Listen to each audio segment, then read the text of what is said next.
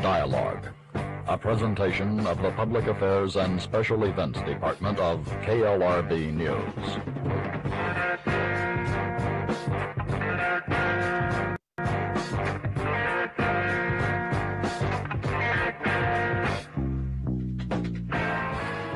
This is Dialogue Assassination with research specialist Mae Bressel. All right. Thank you guys for joining me and the Magic Bullet. I just find that intro from back in the 70s groovy, and I'm sure Mae would approve. This week we covered a lot of ground. Like last week we covered the Presidio daycare. We're going to dive back into that just a tiny bit and tie it back to some other crazy events that were going on in California during those times.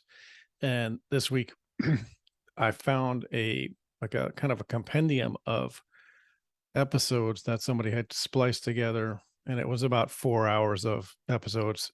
So very difficult to cover everything she mentions in there, but tying it together in a coherent story. She talks about, again, Michael Aquino, the Presidio daycare and the Mcmartin daycare, Nazi occultism and the Temple of Set.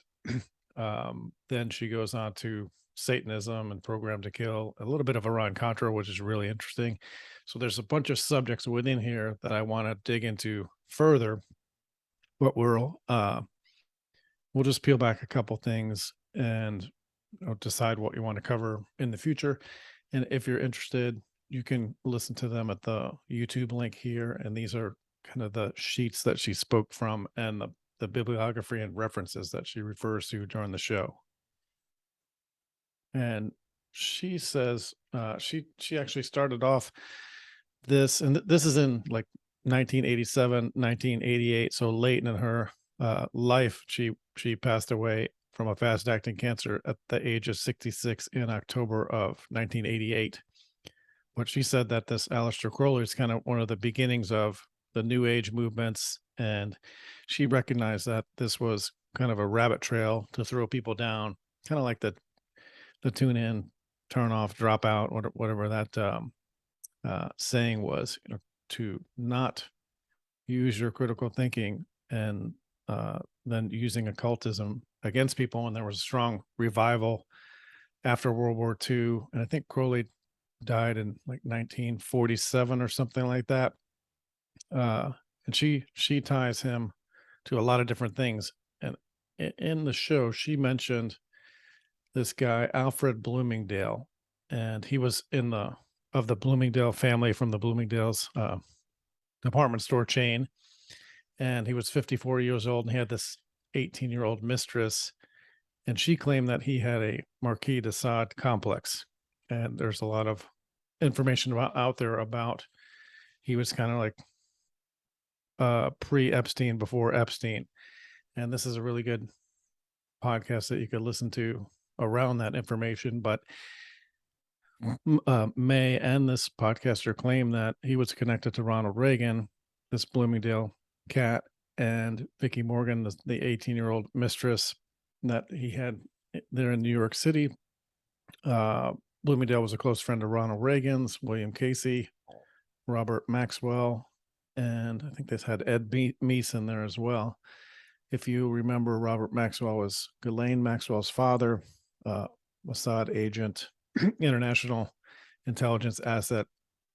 And sometime, I think a little bit later in the story, Betsy Bloomingdale, the wife, told Al to get rid of Vicki at some point because she was an embarrassment. Now, they could go off and do whatever they wanted to as long as it didn't get out into polite society. And apparently that story of having the mistress and using the whips and chains with the mistress and other people was kind of getting out to polite society. So that wasn't really acceptable. She said, get rid of him, get rid of her. He had set her up with cash and a place to live, and she really didn't have any skills or anything. So he pretty much tossed her out on the street. And she hired an attorney to sue him. And during the depositions, there were a bunch of tapes that they came upon of Ed Meese and Ronald Reagan, a bunch of sex parties, and the tapes went missing. but apparently Larry Flint at Hustler got a hold of a couple of them with Ronald Reagan with some dominatrix, and it was a big scandal that was hushed up back then. And Vicky's attorney was invited to the White House, and like I say, sufficiently threatened, and she wanted to write a book. It was squashed. This author of this podcast said that she was writing a book about some relationship she had with a billionaire that was like a trafficking or capture relationship that she escaped from, and her book was squashed as well. Well, they killed the book, and then they killed Vicky.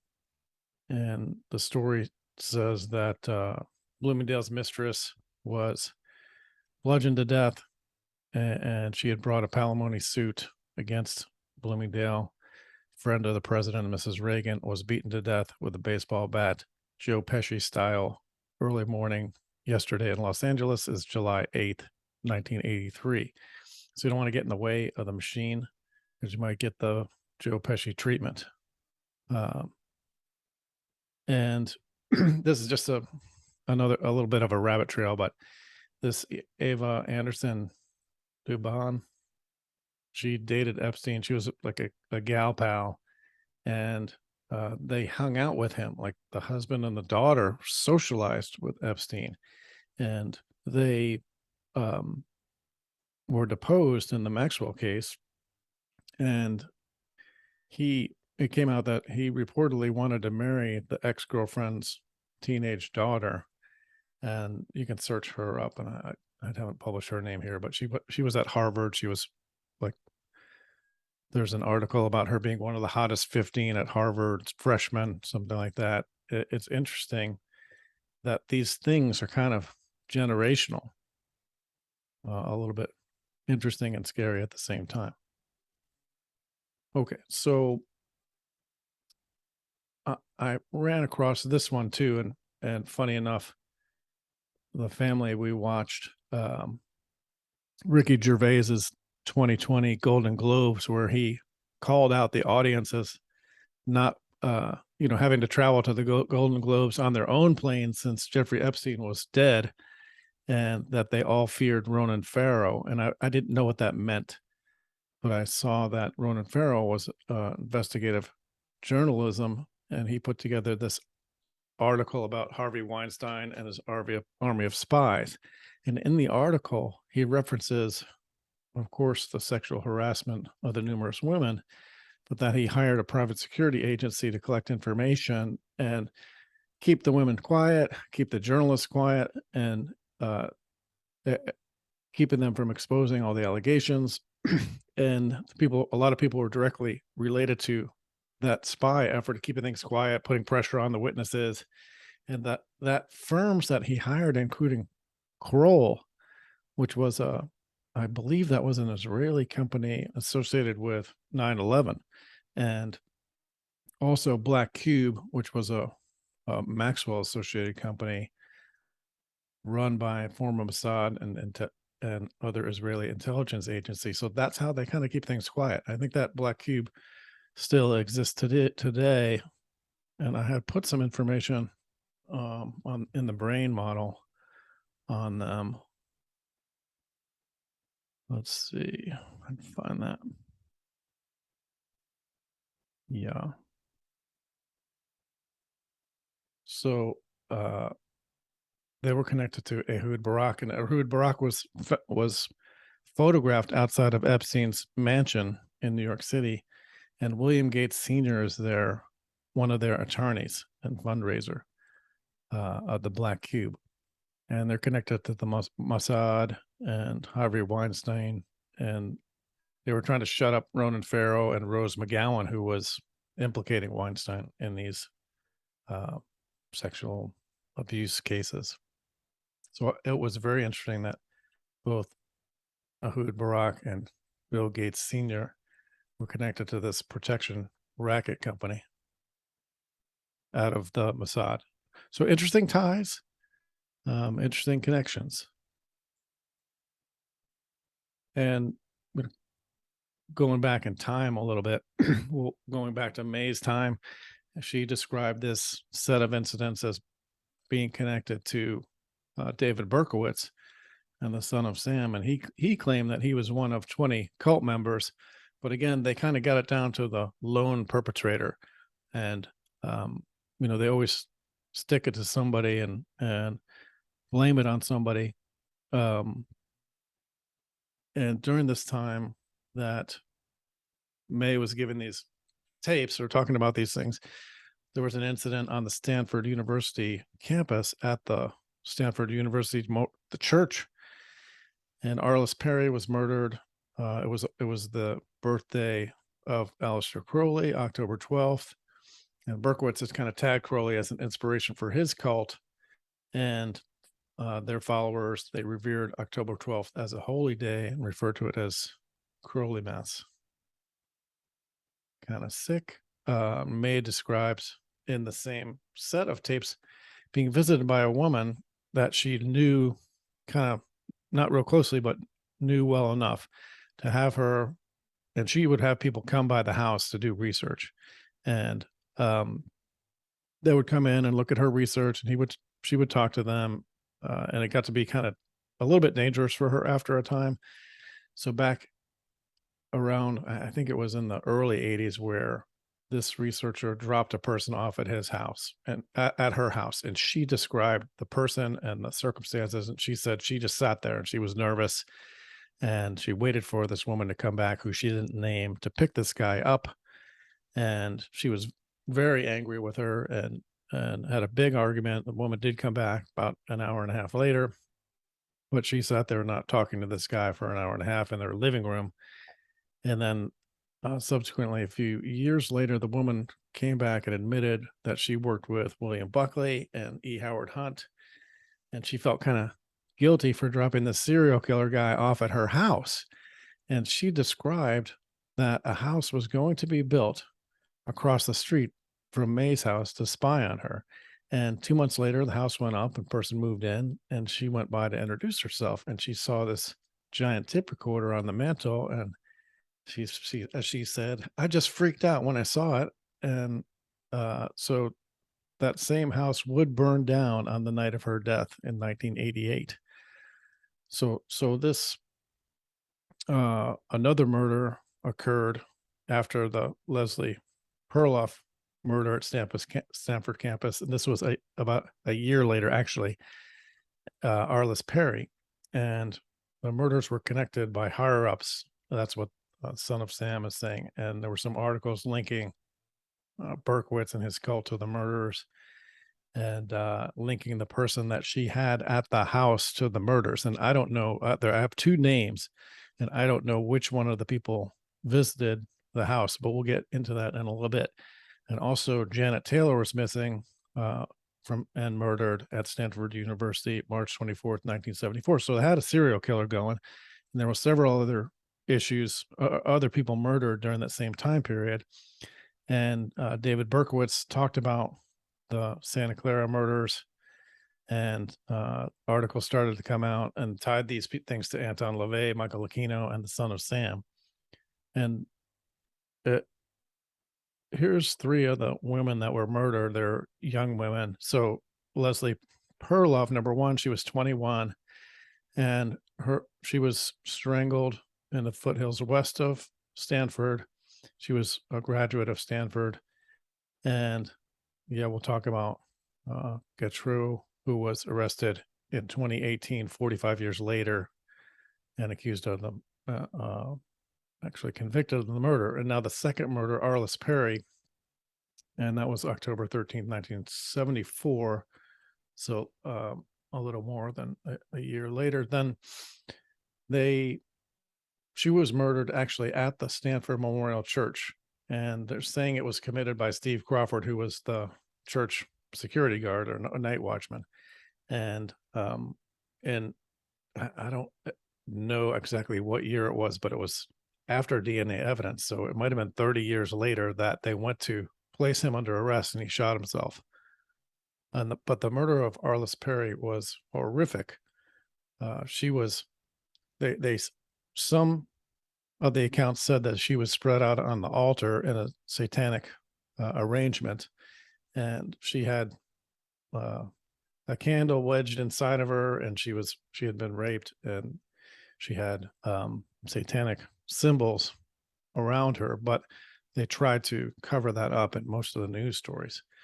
And also Janet Taylor was killed in March 25th of 1974. So in between these two, actually, and she was found strangled on a road close to Stanford. And she was actually the daughter of Stanford's former athletic director, Chuck Taylor. And that's the Chuck Taylor of the Chuck Taylor Converses.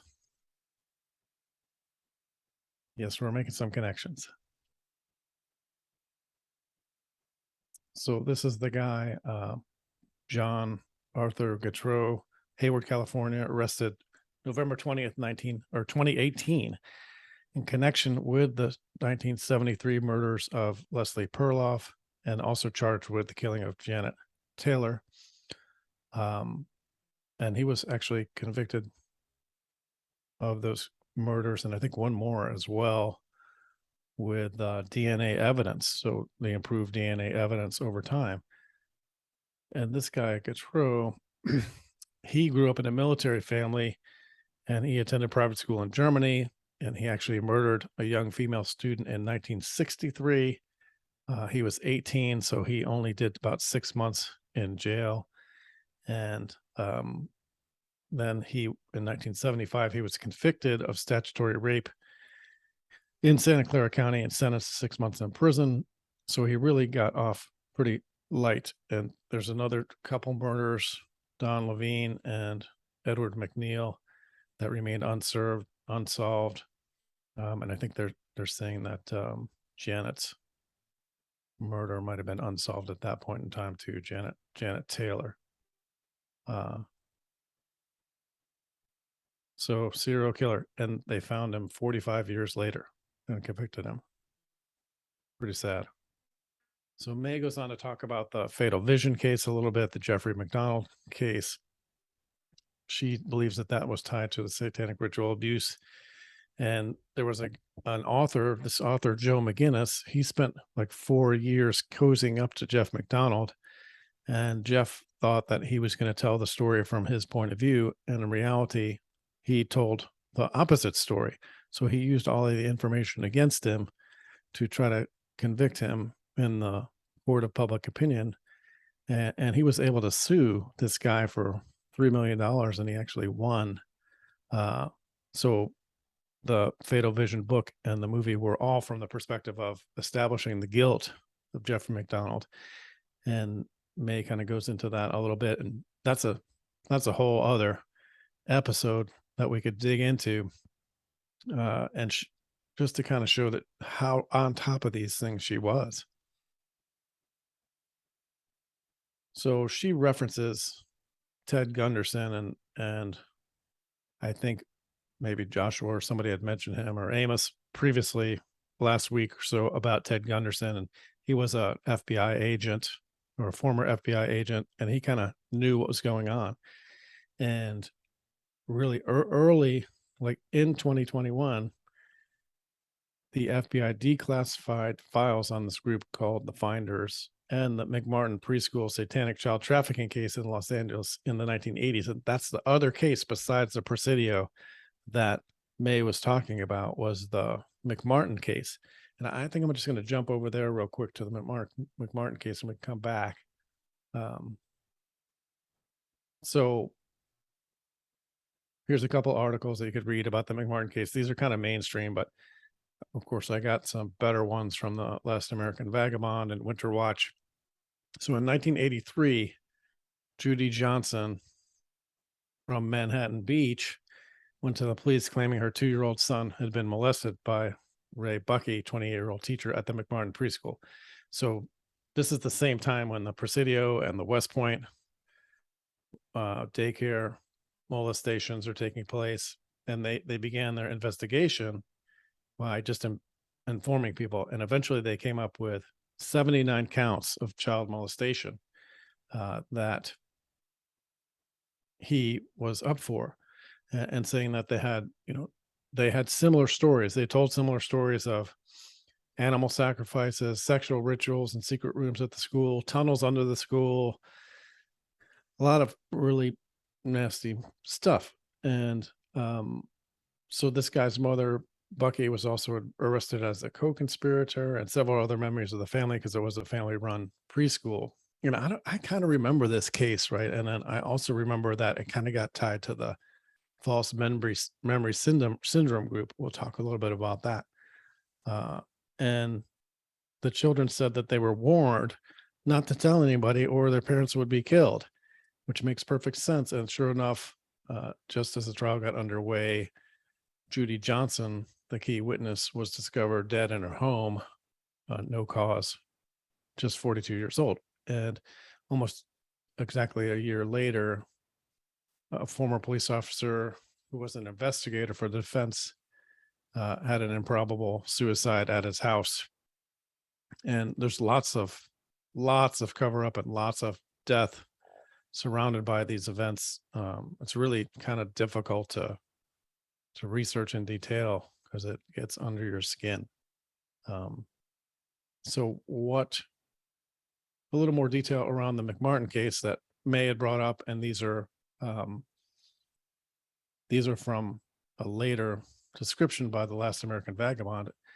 And they're saying by 1984, 360 children had come forward claiming abuse.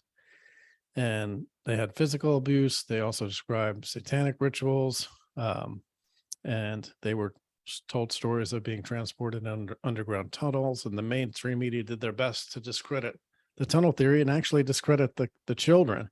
And I don't know if you remember at the time, but at the time, this is when that false memory syndrome group started to crop up. And that was like basically a group designed to cover this stuff up by saying that the children were ritually abused or abused children had false memories and that they were just making stuff up. So that was part of the cover up. So even though they had 360 children coming forward claiming abuse, and they had done a survey of the property in 1990 after the property had been sold, and all of the charges were dropped against the victims. The victims were marginalized by the mainstream media with this help from the False Memory Syndrome Foundation.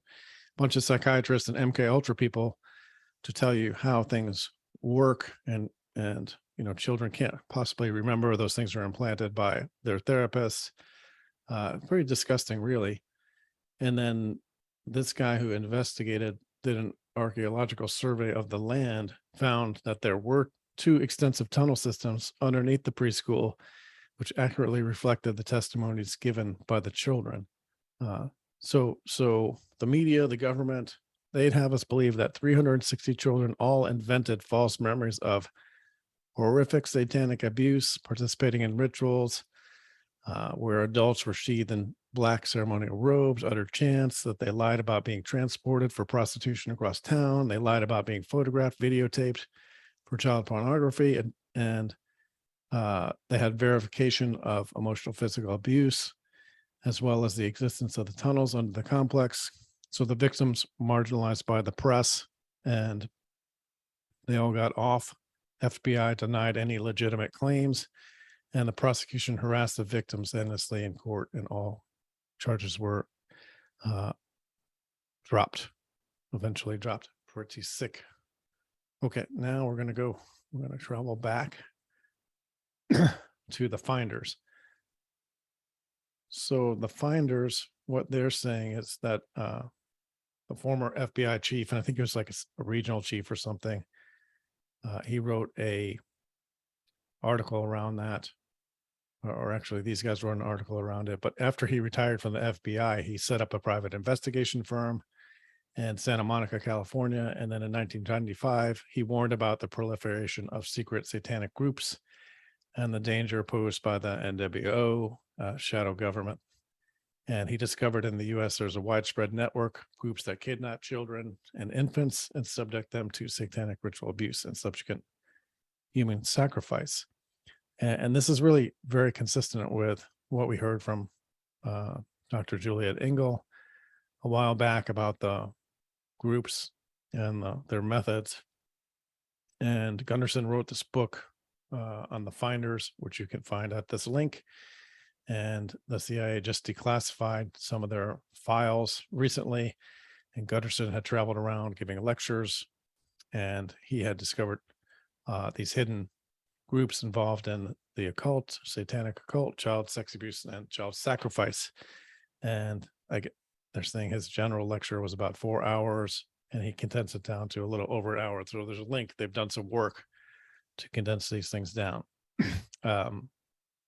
Further, which is even more frightening, is he's saying that they used the U.S. government and CIA to traffic these children, run the satanic ritual abuse networks, and government-funded child social services and foster care network, most commonly known as CPS, was the face of this network, which is very kind of frightening and disgusting at the same time. And there's a lot of money out there for the states, and they can collect it if they meet the quotas of putting the children into the system. So children are kidnapped, medically kidnapped from their parents to meet the demand for the children in the satanic system. He's saying it's mostly operated by the Christian churches collecting funds from the government. And that kind of reminds me of Jonestown a little bit, because they were funneling people into Ukiah and to Jim Jones's cult through these social services groups and giving them money. And they were mind controlling these people and end up involving them in a suicide/murder cult over time. And he's saying that, a lot of people tried to expose this thing. A lot of them end up dead. And we at some point we could go into the Franklin scandal, and the death of the investigator there. And he's pointing to this documentary filmmaker who was documenting abuses in CPS, and children murdered under state custody. And he put out this trailer together for the documentary film called Innocence Destroyed, and he died unexpectedly the next year. A lot of suspicious Arkansas type activities going on with this group of people. So I just want to go back to the Presidio just a second. And this is from the San Jose Mercury News. And Linda Goldston wrote this article. She's talking about what the police said after they got back from the raid on Michael Aquino's house. He's saying that, hey, we kicked in the door.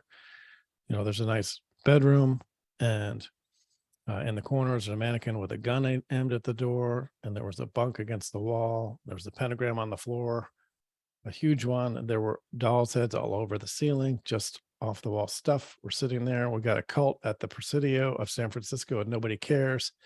We were told by the provost marshal to just forget about it. Now, remember, the Presidio was uncovered because a 3-year-old girl recognized Mickey and Shamby, so Michael and Lilith Aquino, at the grocery store, and said, yeah, they've been taking me to their house, and it's a dark room, and they have stars and men wearing capes, and they hurt people there. So that's how they were uncovered. And this, along the same lines of the Mcmartin case, they, Aquino, Colonel Michael Aquino, appeared on Oprah Winfrey and defended his satanic beliefs.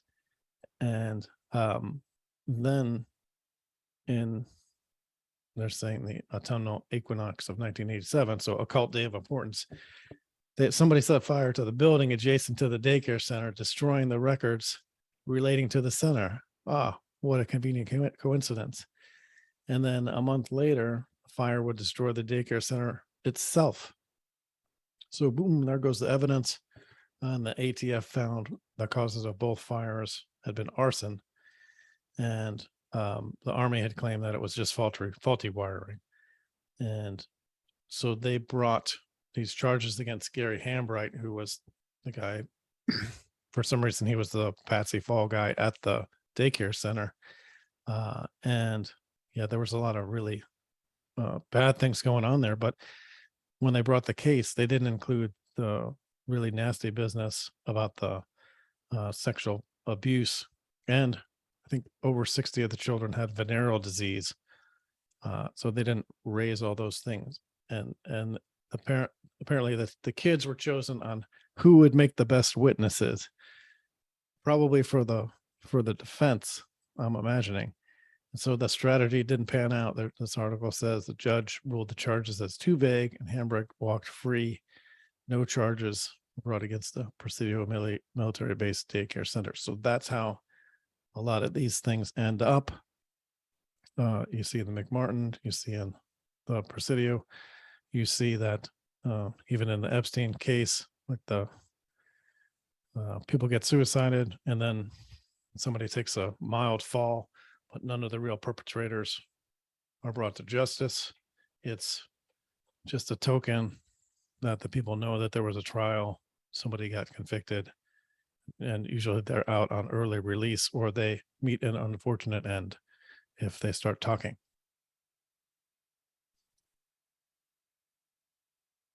And this is, I don't know if you all remember this, but there was this prostitution ring tied to the Reagan and Bush White House. This is just a piece that she had brought up briefly. There's a lot more information on that available that we could go into, and I think that's tied to the Franklin scandal, another child abuse issue. And one thing that comes up to it for me when I see these things is for some reason, like Ian Fleming and Chitty Chitty Bang Bang, when the child catcher goes around, they have this evil looking guy with a cage, and he goes around and captures children. And I just can't help thinking of that and how those things are probably connected to this network. Yeah.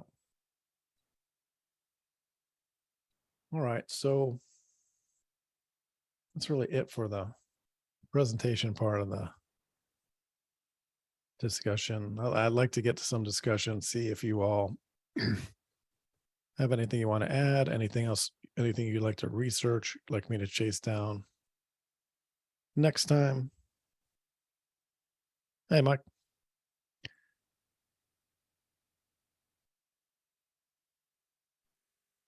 Hey, Tim.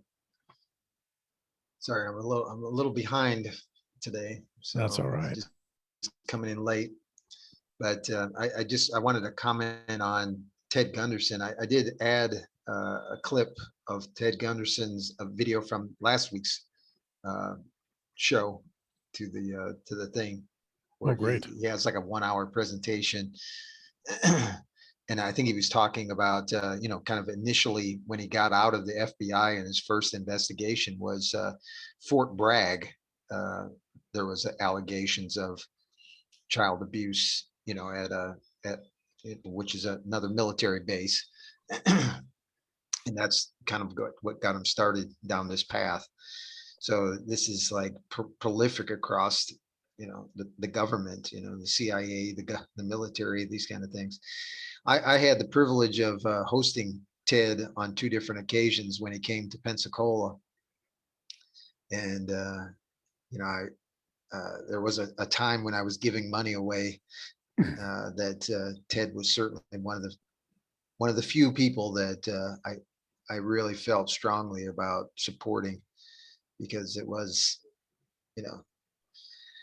such a difficult thing, for a lot of people to deal with, that, it's just, it's such a scary and horrific circumstance when you're talking about children and satanic rituals and stuff.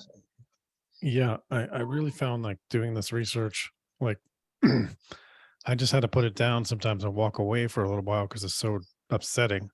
And kind of, I think when you like put your finger on the pulse of evil or something that bad, like it does have an impact. And I'm wondering how I can wash myself off after doing this studying, right? And emotionally wash yourself off. And there's something to be said for like exposing these things to people. And I don't know, like it's almost like you have to build a parallel alternative to these things that's preferred that people will be attracted to, and like fighting directly against these things Yeah. tends to get people hurt.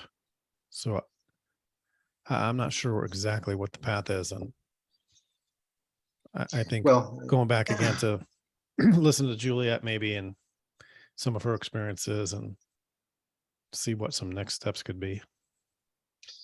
yeah, well, it's, this is certainly one of those areas where a lot of people, when confronted with this kind of thing, it is such a scary thing in so many different ways. And then when you're trying to bring out the truth and people are calling you crazy, and the you know uh, the resistance that you feel from just everybody around you, it's pretty profound. And I certainly experienced that when when you have that have that kind of psychological uh, break with reality that sometimes the truth brings about, and it's like you're all by yourself and there's just nobody else that seems to want to even you know deal with you, because you're just it appears to be like a pain in the ass. And then when you add in like the children and the satanic stuff, and the way that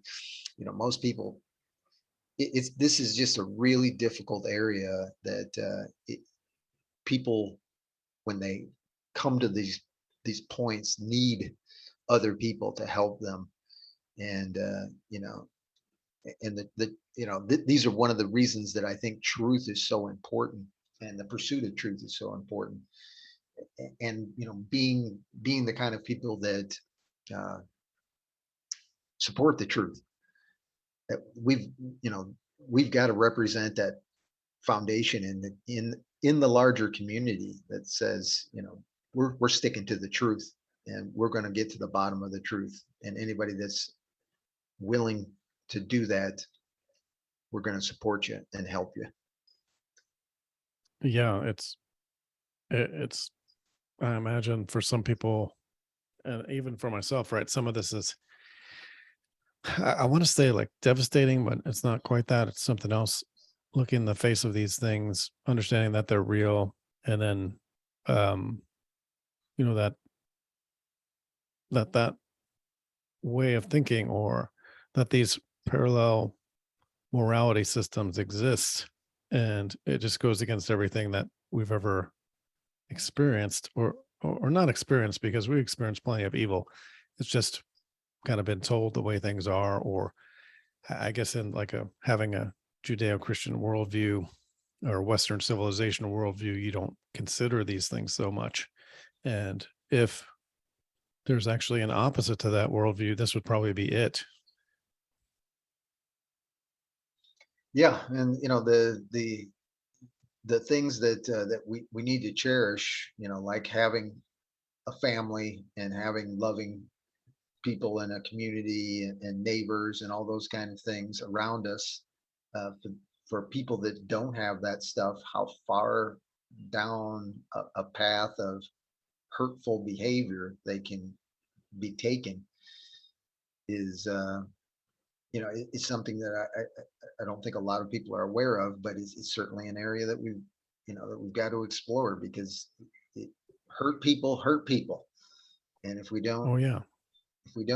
try and help the hurt people, we end up perpetuating it.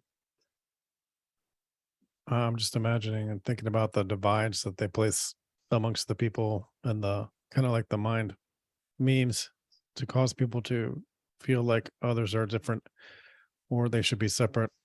Oh, they're forever like trying to divide and conquer, to the point where the gaslighting is so bad that they're trying to divide you from yourself, to the point where you can't you have to decide what gender you are, and then take surgical action when you figure something out.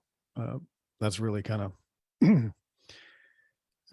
I mean, in all but the most extreme cases, it seems like you're fighting against yourself, like your very being. And they have us fighting against our very beings.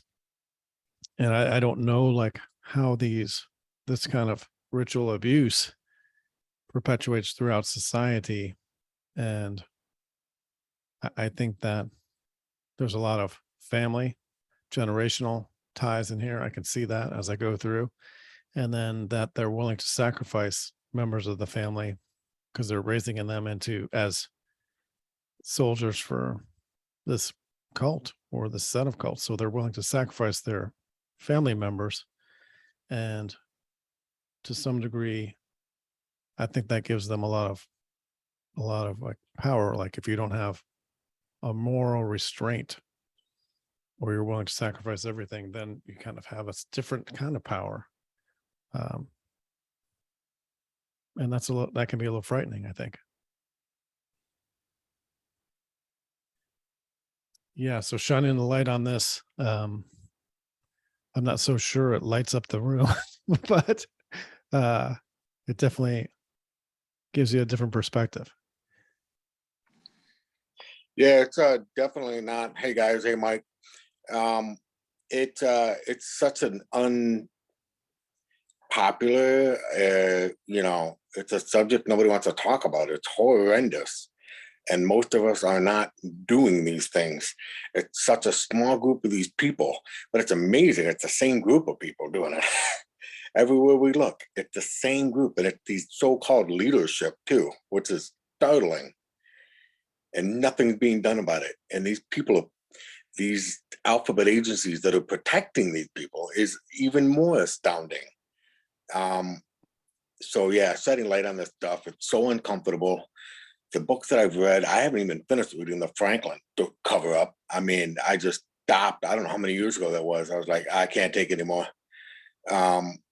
It's just unbelievable. And that's what people like.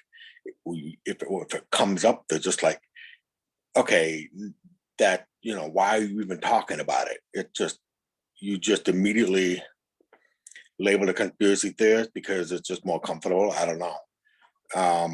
It's so easy to just block it out. I don't know. It's incredible. We were talking about this child protective services. So, my wife is a social worker, and so she will talk about how the good side, the good work that they have done. I'm sure there's some people get involved and their heart is in the right place, but I can't remember. I have to look at my library and then I'll try and share it with the whiteboard. It was The Dark Side of CPS or something like that. The guy that wrote it was a former CPS, and he kind of uncovered some dark stuff that was going on. And foster care families and abductions and stuff like that. I think the guy that wrote the book, I think I learned of it from Jan Irvin. I think Jan Irvin interviewed this guy. I can't remember, but I have to look for it in my library and see if I can find it. But, the common thread here, this government, Kathy O'Brien, I mean, her book just blew me away on how a lot of what she was talking about, because she was brought up in it. She's from Muskegon, Michigan, my backyard.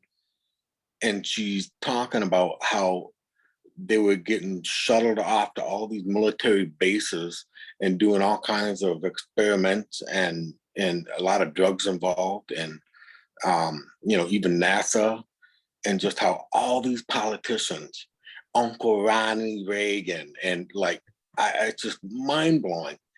And these stories keep popping up and nothing is being done about it. Nothing. It's just astounding. So I always go back to that Kathy O'Brien. I've told Chris, I'm like, Chris, this lady's still doing interviews.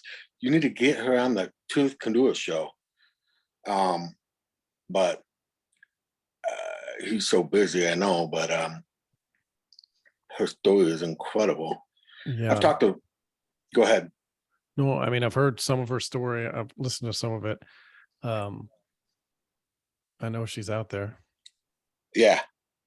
And that's amazing too. Like, she's still out there. And she was naming Hillary Clinton as an abuser. And I'm thinking, Hillary's running for president.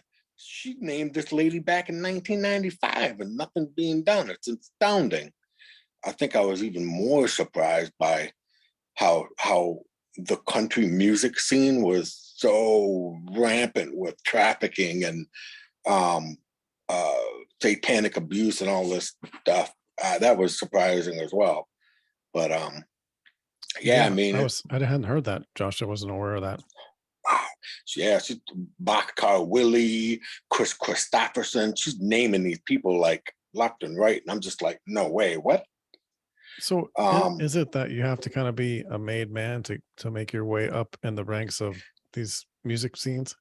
That's what it sounds like. Yeah. I don't know how many times I've heard probably maybe 4 or 5 musicians. It's very subtle, and you have to kind of like it. I don't know. Maybe the truth would like hit me like, pay attention. And I kept some of these musicians talk about, oh, it's not about your talent or your skill. You're gonna pay, and you're gonna sign your name in blood, and you're gonna and it's just like, wait a minute. Some people will dismiss that as, whatever, the casting couch or whatever. But like she's talking on a level that you have to kind of read between the lines. And these people are saying how, no, you're gonna sell your soul, and you're gonna do this and that, and it's not about your talent. And so yeah, it makes you wonder. And like all of these rituals, like family members, and these deaths, and what's going on, are these rituals or what? But I've seen that in several cases. It's bizarre. So it kind of points right back to Ricky Gervais calling the people out at the Golden Right. Globes, right? Yeah. It Yes, goes right back to that. bizarre. The look on Tom Hanks' face says it all. It was priceless. I mean, Yeah. Tim Cook and Tom Hanks. Yeah. So I don't know. I don't remember exactly what the story of Tom Hanks is, but something about him being connected to Epstein, maybe riding on the plane. And then I think there were some other things that came out that were unsavory. Yeah, there was ties with the Epstein Island, and some people were talking about some of his bizarre posts with like little kids' shoes and little kid gloves, like just one like randomly, and talking about just very bizarre things on his Instagram or whatever. And people are like, what is going on here? And then there may have even been some ties. I'm not 100% sure, but there were other movie stars with the use of the language, that the FBI and the CIA were talking about, pizza, and so that was coming out in some of his threads, and really unsavory stuff. But I mean, what's interesting is I remember he was at a dinner, and he's sitting like right next to Queen Elizabeth. I hate calling her the Queen, but I'm like, wait a minute, this guy is like sitting at the table with Barack and Elizabeth, and wow, what do you have to do to get there? What do you have to do to Yeah. get there? I think, like, if people go back and if you can research Obama's history, I know they've tried to hide most of it, but I mean, he was at the East-West Center. That's where his mother was with Barack Sr. He was invited over as part of a CIA operation. And at the University of Hawaii, like Gregory Bateson, one of the fathers of the modern mind control, neurolinguistic programming, he operated out of that University of Hawaii. And all that mind control stuff stems from MK Ultra, Mein Kampf Ultra, which stems from Operation Paperclip and everything that they were doing. And May actually says it in this thing. She says the coup wasn't in November 22nd, 1963. It was in Bern, Switzerland, when Allen Dulles agreed to take in all the Nazis and Right. convert the Gehlen org from the Nazi East intelligence to the CIA East intelligence, and then bring their methods and agents to the United States. And it really, you saw that really ramp up in the 60s, 70s, 80s in California. And I would say that you're seeing that now play out to even greater degree with a greater sophistication in the things that we're seeing unfold right now. And it's on a global scale. It's not local anymore. It impacts us locally, and it will likely impact us even more, but it's being rolled out on a global scale. Yeah, agreed. One other thing I was thinking of, you brought up the MK Ultra again. What's fascinating is how they turn this TV show Stranger Things, and it's like so popular and everyone loves it. And I'm just like, okay, this, like, I gotta explain to my wife, my girls, like, hey, do you understand where this is coming from? Like, the real history, they're trying to rewrite it and make it look cool, and it blows my mind. Like, okay. They want to be entertained by this, and they don't understand. They're trying, it's like normalizing cannibalism, normalizing child abuse, what is going on? It's unbelievable. And that's all MK Ultra. I was remembering Kathy O'Brien. I thought this was interesting. She says they could have any drug they wanted and any alcohol and drugs, but there was one they couldn't have. They could never have marijuana. I thought, wow, that's interesting. Yeah. Because it disrupts the programming. I was like, boy. whoa, fascinating. Wow. That is fascinating. I've never heard that. Well, that's maybe why they wanted to make that illegal. Right. One of the reasons, I guess. Yeah, that's really interesting. So I don't know if you all have noticed, I'm sure you have, but when the Disney princesses, when their program begins to evaporate and they freak out, and they shave their heads, or they attempt suicide, or they go offline psychologically, and they have to go back in for a tune-up, or they end up with an unfortunate accident.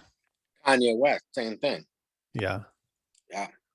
He flipped out at a concert, and he had to go into medical whatever, and he came out like something happened. His brain got reprogrammed. Very interesting. Zombie. Yeah. Terrible. Yeah. Well, what a fantastic discussion. I appreciate you guys joining and showing the interest in participating. And this week was a little bit dark, so I might have to scale it into something a little further back, so it doesn't hit so close to home. But really good stuff, and it's out there. And I mean, please point me in the right direction. Send the links and the research, and we'll get after it. And thanks a lot. We'll see you guys next week.